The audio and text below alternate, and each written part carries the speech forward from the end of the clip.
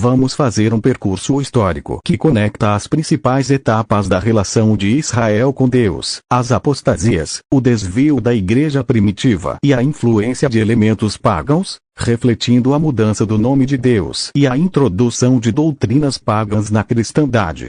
Esse roteiro pode ser dividido da seguinte maneira: a liberação de Israel e a revelação de Jeová, a época da nação de Israel, o Êxodo e as 10 pragas.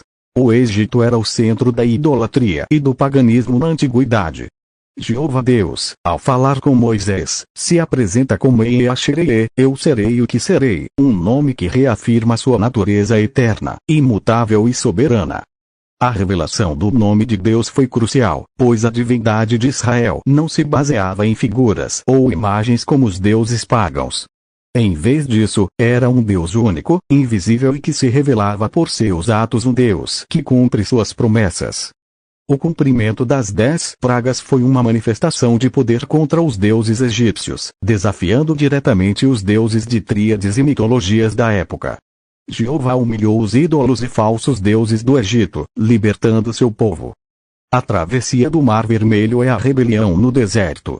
Jeová abriu o mar e lançou Faraó e seu exército para que Israel escapasse da perseguição egípcia, mostrando sua fidelidade à promessa de libertação. Mas logo após, o povo murmurou no deserto, questionando os planos divinos, e voltando-se para a adoração de ídolos e práticas pagas. A ameaça de destruição de Israel foi real, e Deus propôs até destruir a nação e fazer de Moisés uma nação mais forte.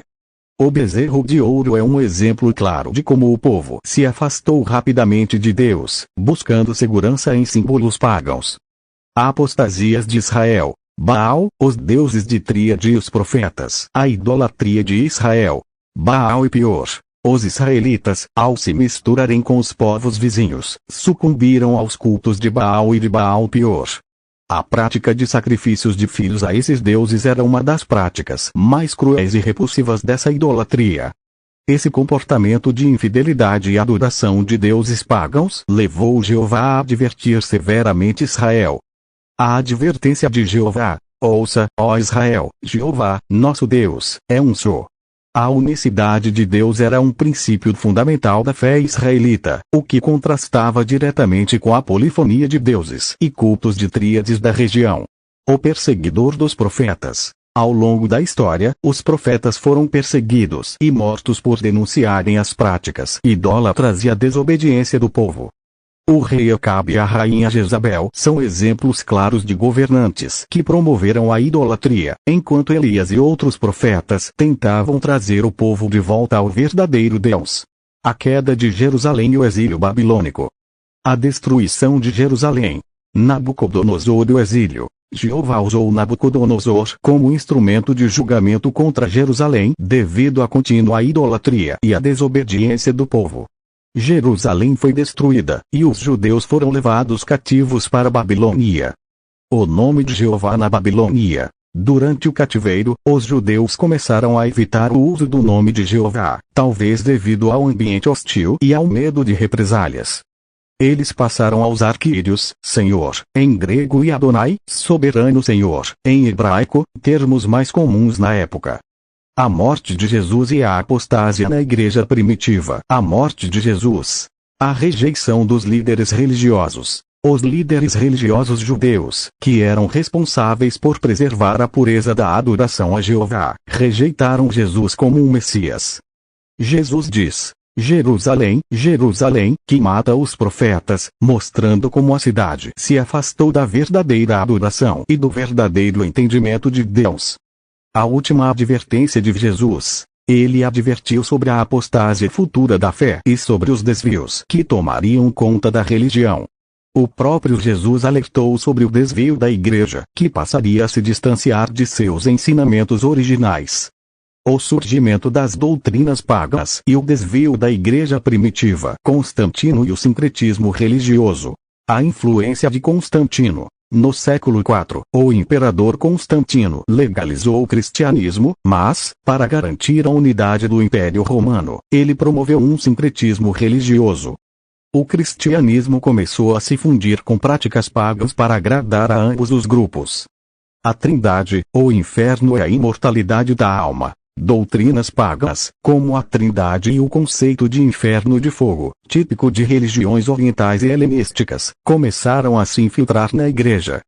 A imortalidade da alma, um conceito filosófico grego, também foi incorporada à teologia cristã.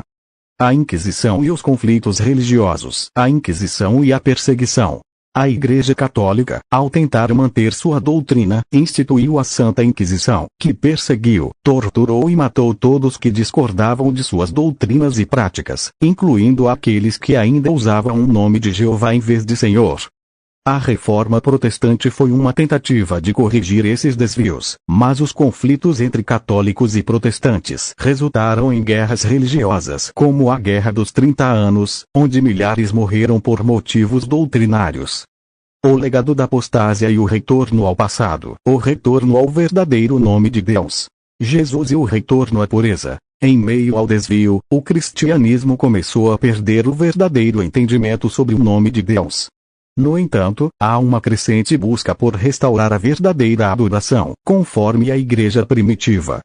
A luta contínua contra o paganismo. Ao longo dos séculos, os cristãos têm lutado para restaurar a verdade, buscando voltar ao ensino original de Cristo, à adoração em espírito e verdade, e ao uso do nome verdadeiro de Deus, Jeová.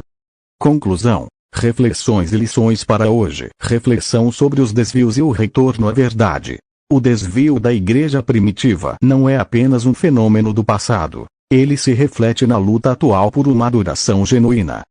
Devemos retornar à pureza do cristianismo primitivo, ao verdadeiro entendimento das Escrituras, e ao uso do nome de Jeová, conforme ensinado nas Escrituras.